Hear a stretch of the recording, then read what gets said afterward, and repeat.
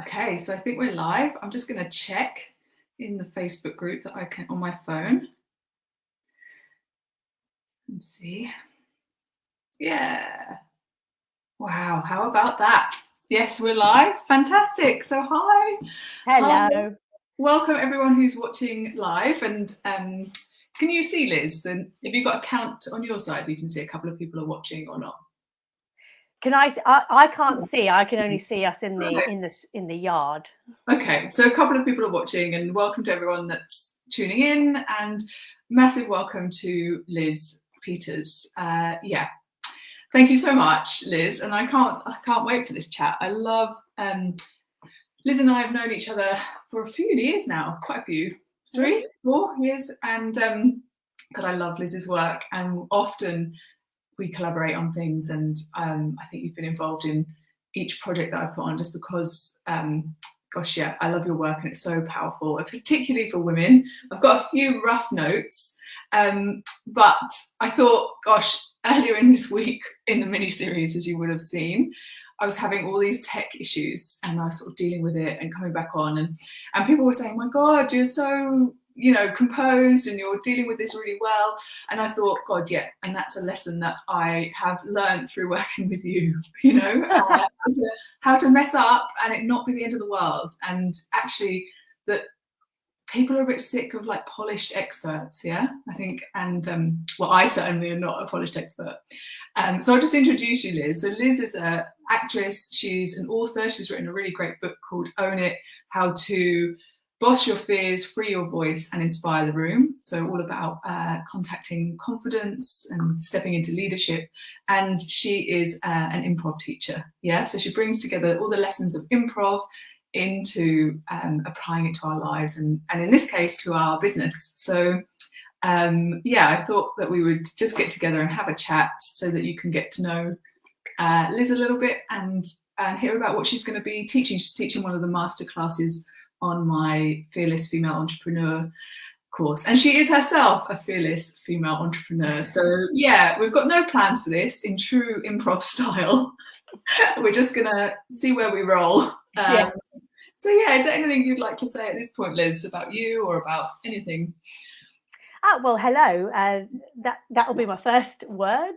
Yeah, thanks for having me on. I mean, I love improvisation, and I know that it can be a really, really scary word for a lot of people. I know that the idea of it can be quite like, oh, I can't possibly do that. But the reality is that we are improvising every second of our lives, right? This whole chat is improvised. Everything you did before this is improvised. Everything you will do is improvised. So we are all doing it every day of our lives. And it is an incredibly powerful skill for us as business owners to make decisions, be agile, be bold, be fearless, make mistakes. That's all part of the journey of entrepreneurship. So it's an incredibly valuable skill, and I've been teaching it to all different kinds of people now for about 15 years. Leadership training programs, entrepreneurs, all different kinds of people at different stages, and there's just so much in it. There's so much in the art form that's useful, and it's also incredibly fun. It's so fun. It's so fun. It's so fun. Yeah. And it's so true. And I think there's so much joy in it as well. I think as God, there's so much in what you just said. Let's see if we can unpack it. The first thing I wanted to say is God, we all think that everyone else knows what they're doing. I don't really know what I'm doing. Do you really know what you're doing, Liz? No one knows what they're doing. You kind of think that when I was younger, I was like, oh, the grown-ups know. The grown-ups know what they're doing. No, I'm in my 40s now. Nobody knows. We're all winging it. Well, exactly. We're all winging it all the time. And I think we can, as business owners, and particularly women, we can look outside of ourselves and see other entrepreneurs doing things and think, oh God, they know the answer. And I just want to say right now, there is no answer. It's constant improvisation, isn't it? It's constant creativity and play. And that is you know, something that we can learn to be better at. This whole course is around shifting out of cages of where we've been trapped and conditioned, and learning, or not even learning anew, but rediscovering our innate ability to play, to be creative, to not take it so seriously, and that's something that we can learn to do more of, through an art form like improv, or you know, something. Because so many of us, as we become older, we kind of crush that playful spirit, which sort of crushes the creativity. And there's certainly when you're having an idea of a business that you want to put out into the world, creativity, innovation, that's going to be one of your key tools that you need, because it doesn't exist yet. It's just a potential. And so being able to come up with ideas that could work or fail, you know, let's be honest, and think laterally and adapt to the ever-changing circumstances. That's what we do when we play, but we don't tend to do it when we work. We get more into a sort of, there's got to be a right way of doing it, and don't mess it up, and yeah, that can be a challenge. And I certainly meet a lot of people, particularly women, who've just sort of lost that ability to let go and just take a chance, and well, maybe that happened, and and I just like to invite people to embrace that side of themselves again, because it is there. It's not something that you don't have. It's just something that's gone a little bit quiet. Yeah, that's the whole premise, is like that we are all whole, and we've got all of these parts of ourselves, and it's just some were permissioned and allowed to have more space, and then some were like squashed, you know, out of being at the forefront, you know, and those muscles sort of, or that way of being kind of got pushed a bit into the shadow or not allowed expression. And so it's sort of what I see in all these embodied practices that we're doing in this course, and is like that we're like refinding like a pathway to allow that part of us to come out and blossom. And it's so much fun. And I was thinking, as you were talking then, around like the reason that we start our businesses, the reason, you know, I want to run my own business, the reason you run your own business, is because we want to have this freedom, and we want to have this, you know, maybe we were previously in a corporate job and it crushed our soul, or we were in a not-for-profit job and it crushed our health. That was my, you know, or whatever, for whatever reason, we wanted to use our creativity more fully and take charge of our lives ourselves.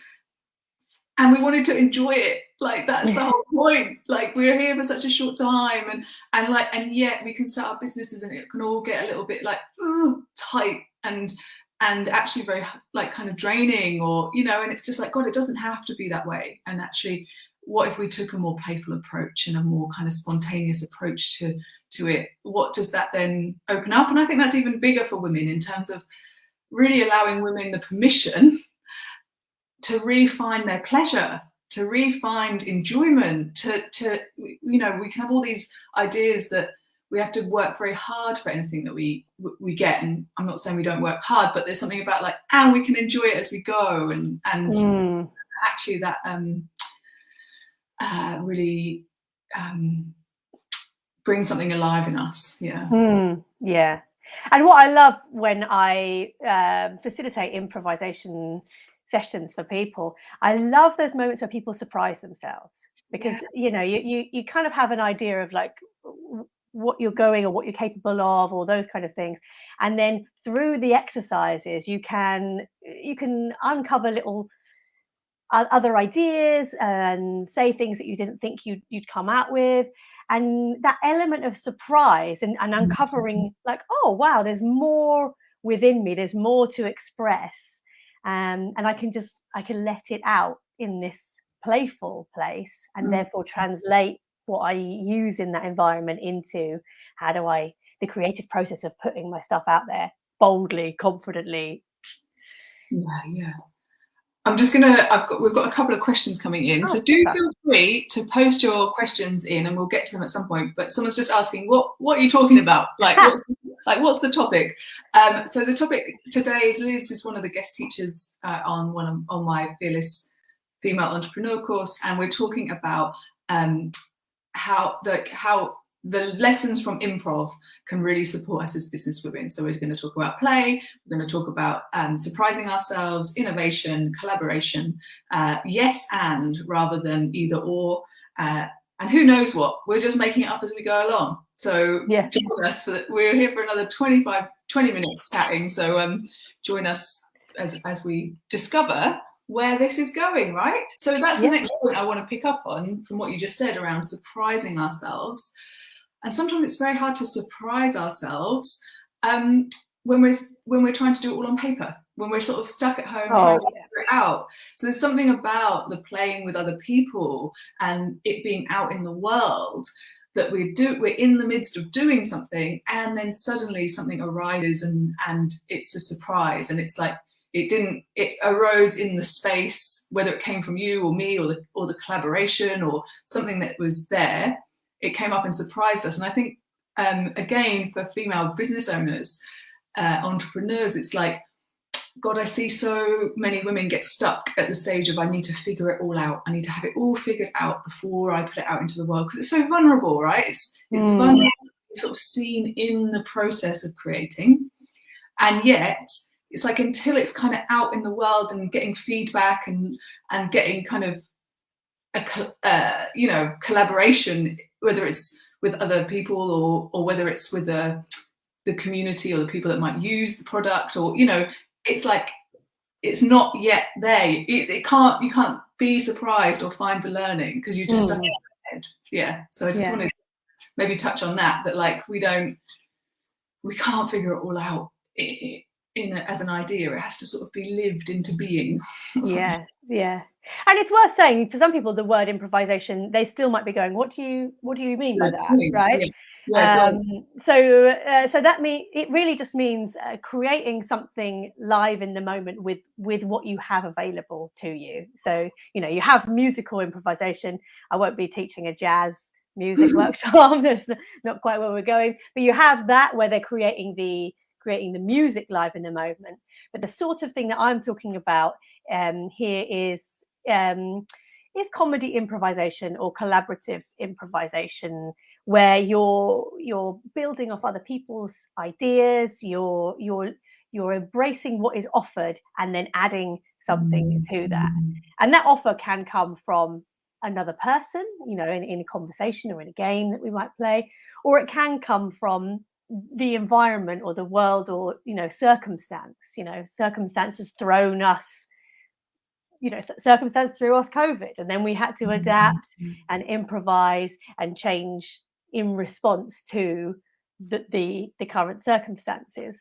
So just as a clarification of what it is creating something live in the moment with what is available to you and building on it. Yeah, amazing. And it's there's often this idea, isn't there, in improv of a yes and rather than a no but, or yes but. So yes, right? So rather than yes but, which kind of stops the collaboration or creates a separation, there's like a yes and, which sort of opens up possibility. And so maybe we could touch on this, because I think historically women have been taught divide and conquer. They've been taught like, either if you're successful, there's less success for me. If like that we are in competition with one another for scarce kind of resources. And I think lessons from an improv class or an improv way of life is that we can continually be generative and contribute to something. Like, so one of the things that I said in the mini series was around like, what I just really want to be like creative and I can't think of the word now. I want to offer something, like, rather than just be a consumer. I want to be generative. I want to be adding to something rather than just consuming it. And I think as business women, that's what we want to do. Yeah, we want to bring this thing into being and put it in the world.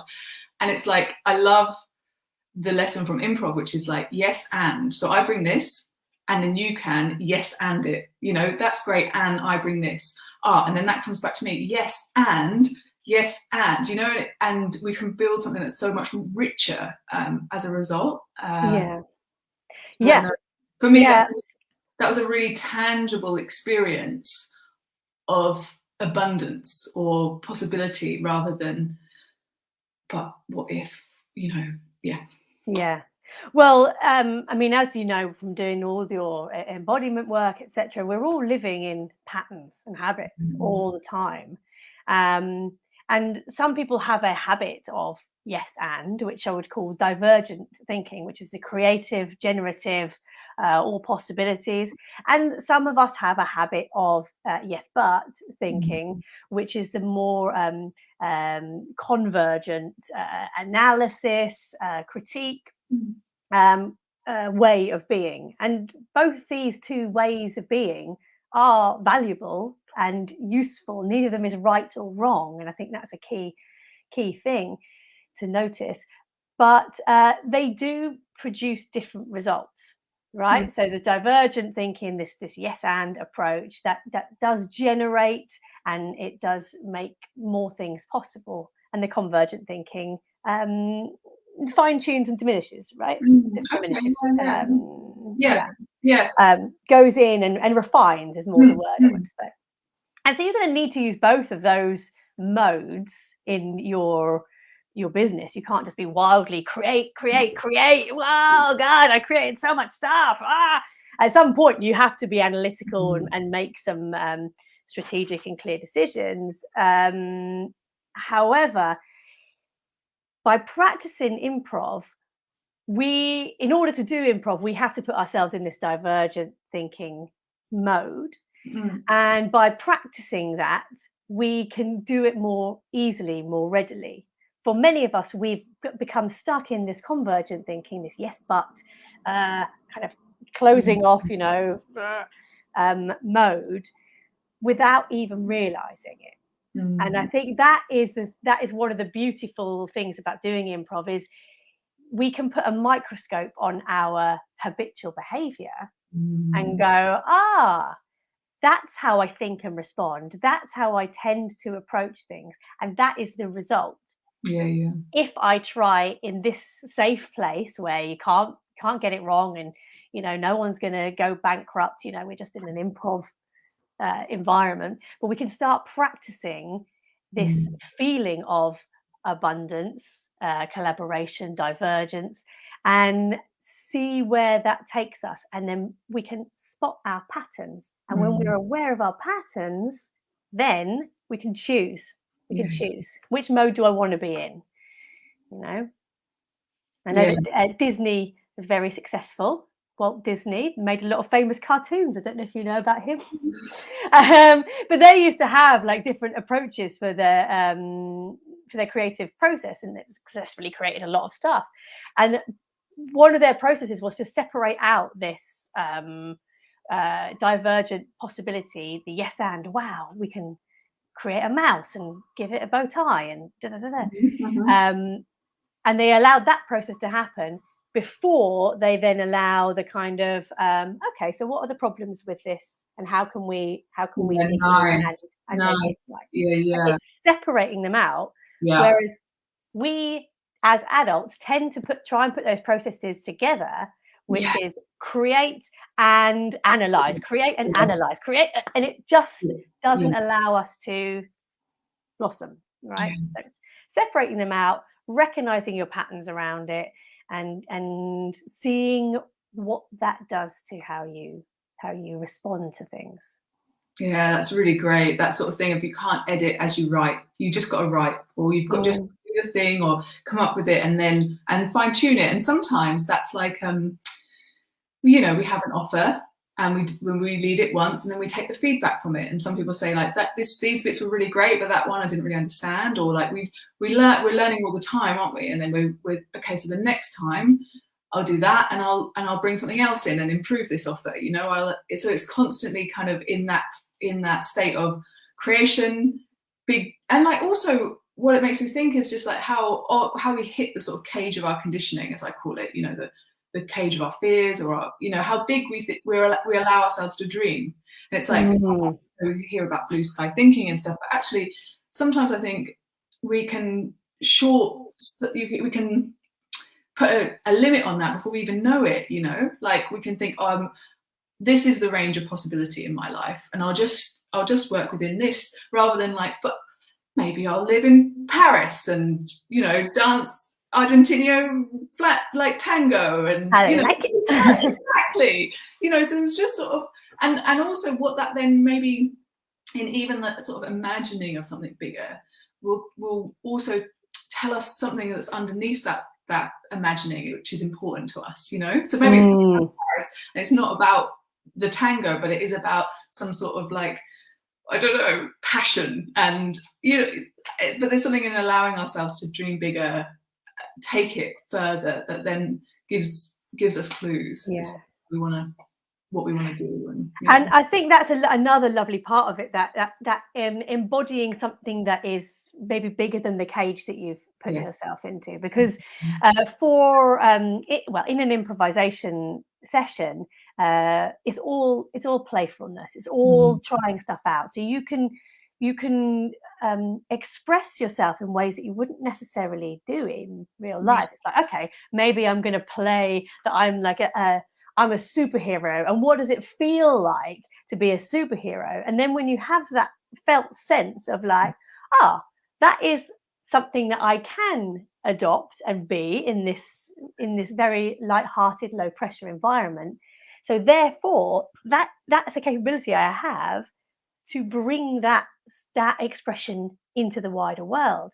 And like you were saying, by not if we don't give ourselves a chance to even feel what it's like, then how can we ever put ourselves forward to embrace that in the more risky world that is putting my business out there? Yeah, beautiful. And there's something about, like, you know, in improv you can go to all sorts of places based on what your partner is presenting you with, you know. Now we're in outer space, and now we're, you know, and I'm a Chinese ancestor, you know, or like you end up in all these odd scenarios which really remove you from your current limitations, you know. So you find you're contacting an aspect of yourself that you wouldn't previously have even known was there, and as you say, then you can translate that into, you know, because these parts of us are there, we've just never had a reason to go and explore that part of us, and then those parts can sort of serve us in our daily life. Yeah, absolutely. And we should just keep saying it's a lot of fun. I mean, let's be real here. That's the stuff. It's so much fun, and people often are afraid of what it could be. Right? They're often afraid to come in like, I don't know. I'm not the kind of person who does this kind of thing. And I've worked with so many people over the years who've kind of come into workshops and been like, I don't really know why I'm here. And my job is to make sure that you feel safe, so that you can open up, play, express, take a few chances, be bold, take some risks, collaborate, but all within a container of, you know, it's fine. I've got you. Your scene partner's got you. We've all got each other. And maybe we could talk about that in that the whole point of improv, or one of the foundational kind of things of improv, is you're trying to make the people or the person that you're working with look good. Yeah. So it goes against, you know, I love this because it's sort of, again, we can often come with this idea of we need to tear other women down, or like there's competition, and there's something really, it's like, I want you to look good in this interview, you know, and you want me to look good in this interview. And if we just keep doing that, then what can we support? It's like we create a support for each other, you know, to be our fullest expression. And that's why, you know, entrepreneurship can be so lonely. I know you know that. I definitely know that, you know, and yet you and I are in different networks together. We've got, you know, various support circles that we're in around embodiment groups and things where we support one another. And it's like, if we can come to that collaboration with a sort of like, God, I want to make these other women or who I'm working with, I want to make them look good. It goes so against that isolation that, you know, and it's so important why want to offer a community around this course. You know, I want to, part of it is creating a community for this work to take place in, because there's such power in it. There's such power in, you know, we can all go off and do business strategy, or we can all go off and, you know, do our Instagram or whatever it is, but it can feel very lonely and very isolating. And I think with improv, there's this, you're cultivating a sense of community, and it's also like, because we want each other to succeed, you know. So it's like setting that up for other people as well. Yeah, and we have a phrase in improv that is often used. It's like, treat each other like poets and geniuses, and that's what we'll become. And it's so true. It really is. You know, you give the space to someone else to raise them up, and not only do they then benefit in that moment, but it's so much easier. It's so much easier than being in your own head and trying to manage all the things that are going on in the head. If I focus on you, like for this interview, for example, I'm focusing on you. I'm not looking at myself. I'm looking at you. I want this to be a good interview for your community, and so I don't have to worry about what I do. My focus is on you, and it's so much easier. It's so much easier. God, and there's like a real deep Buddhist truth in that. Like, you know, my background is in Buddhism, and actually, like, we're all desperately trying to like unhook from this like smallness of this idea of me. So actually, there's this deep Buddhist truth in the midst of improv, which is escaping the you know, the idea of who we are, and, you know, kind of if we put our attention, you know, on one another, or the thing that we're creating, a bit like in marketing, because your masterclass comes in the sort of marketing, you know, the third part of the course, which is around marketing, around, you know, putting ourselves out there, or, you know, sharing ourselves with the world. And I've lost my thread now. Hang on. Marketing, making each other look good. Oh no! I'll make you look good by hooray! Yeah, I'll make you look good now by catching that just there. And yeah, no worries, I got it. So there's a really good. Oh no, I do know it. It's come back. Okay. Pass it back! Hooray! Hey, there you go. Have it back. Which is another marketing reframe that I love, is that, but it's not about us. If I make this about me, it's too much of a thing, and there's too much pressure. If I make it about the message, if I make it like I am trying to share a message around women and women's conditioning and how it impacts what we think is possible for ourselves and how it impacts our work. If I sidestep a little bit, like that, it's not about me, and I'm like, it's about this other thing, you know, this thing that's far much bigger and more important, and I'm a very imperfect messenger for it. But hey, I'm a messenger, and here it is. It's so much easier than if I'm like, hi, this is me, and I'm marketing me. Yeah. And it's the same, isn't it? It's the same sort of thing. It's like that thing of like, gosh, can we take our awareness out of the self-consciousness, because women have also been trained all the time to have this idea of someone looking at them, external view. It's like, I've got this thing, it's coming out in the world, or it's coming through me, and I want to just put that, like, look at this thing, you know. So much easier. Yeah. And you said a nice phrase there, which I liked, coming through me. I really, you know, in like the most beautiful and sweet moments of improv, when it really is like, it's really, you know, buzzing, and it's like pew pew pew, magic is coming out of people's mouths. There is that sense of, you're not doing anything, you're not doing any work.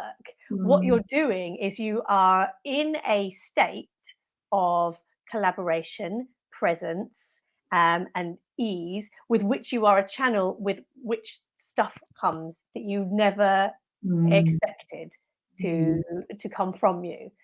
So moments where I've been on stage, and it's like, this is brilliant. What's coming out is brilliant. I can tell, but I'm just allowing it, and I'm not forcing it. Often when you get into that point there and you notice, this is brilliant, you go, it's like a great moment in meditation. Yeah, exactly. In meditation, you like, like blissfully, you know, and then you realize, I'm in bliss, and it's all bye bliss.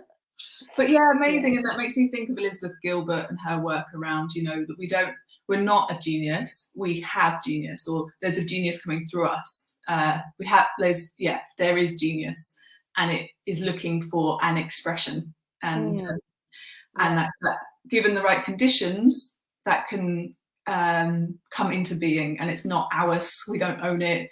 And we have this moment where it chooses us and it comes through us. And there's something you really said that was really beautiful there. It's like, at that point, we're not working so hard, we're allowing something. So there's something about like allowing a process, and it's really beautiful. And a very beautiful link to the next interview that I'm going to be doing, which is on Thursday at this time, and that's with Rachel Blackman.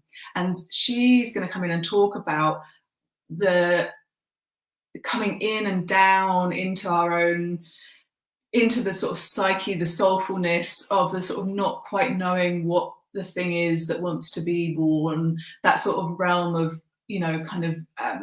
lots of people in the group are at that point where they're sort of like, oh, I don't quite know what the business is, but there's this thing. And sort of, it makes me think like we start the journey there with that coming back to ourselves and coming into our life history and into that sort of soulful place of, things that aren't quite ready or we don't quite know what they are.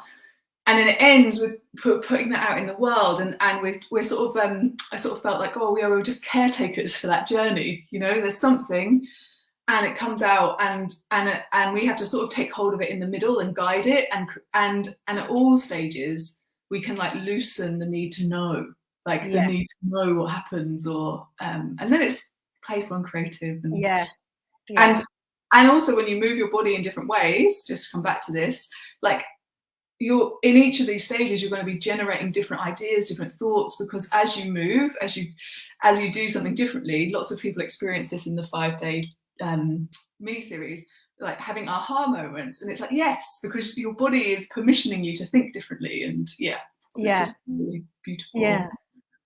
And I think as you were talking there about the Rachel's thing and bringing up the unknown and putting it out there, it just reminded me as well of another beautiful thing about improv is I'm not teaching you to do it.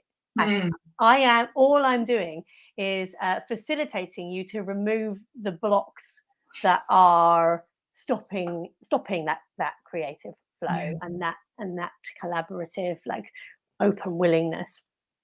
I'm not teaching you anything. I'm just allowing you to. Oh, it's such a relief. I feel a relief from just this conversation. So I think we've covered all of the things that we wanted to cover. Oh, the final thing, and where we're at time, is just taking it all less seriously if we can. Like I can definitely. Again, it's just what we just spoke to, I guess, but I can definitely, when I get into my own head, can take it very seriously. Left to my own devices, I will go down into I'm like more of a soul being than a spirit being, I sort of go down. Soul woman. Exactly. And I'm like, I quite enjoy melancholy, left alone, and so there's something about like there is an embodiment to also just shaking it off, taking it less seriously, having a play. Like at the end of the day, yes, it's our businesses, it's our livelihoods, and we want them to do well. And obviously we don't want anyone to be in financial difficulty. And, and yet when the tightness and seriousness comes, it often doesn't help it doesn't help us earn more money or be abundant. Or there's something about getting that bigger perspective, seeing how it fits in the wider arc of our lives, and sort of that if we contact that place, then suddenly it can be generative again, so there's so much richness and so many reasons that you are part of every program that I do. And also just to say, like, because you bring something that I can't bring, so that's how. And again, that competition thing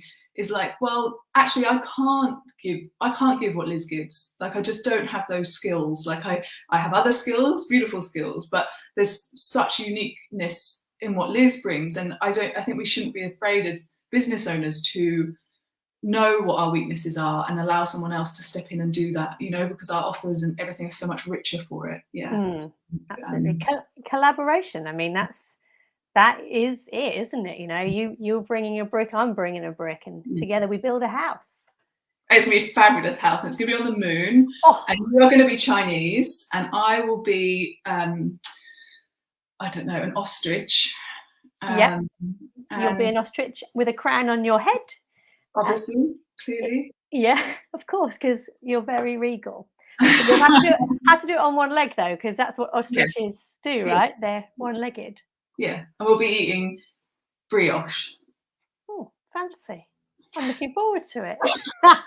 Anything else finally you want to just say, Liz, about your masterclass that you're going to do as part of the course, or anything that what people could expect, or anything I mean it's such a rich topic, and there's so much to go into with it, and so many ways that we can use it. So my invitation is just to trust it and come on in. It's very natural that you might feel some apprehension about it, but believe me, you will feel good within 5 minutes of being there. Absolutely. So don't let that apprehension that you may feel stop you from coming, because I think that it's the doing of it, it's the trying of it, and you know, jumping in and having really a very lovely time. Very fun time. Very fun time. Surprising yourself, and then having lots of creative ideas for your business and putting them into action. With lots of stealth learning in the fun. Absolutely. Oh, okay. Thank you so much, Liz. It's been so fabulous. I want to host a podcast now or something. Maybe that could be next year. It's been wonderful to have you, and I really, you know, I can't wait for your session in the course and for many future collaborations together. So yeah, thank you so much for joining me, and thank you for everyone that joined live. There's been about 8 or 10 people live, and I'm sure lots of people watching on replay. So yeah, Liz is in the group, so if you have any questions you could always put them in the thread, and if not, see you at an improv class soon. Much love to you all. Bye.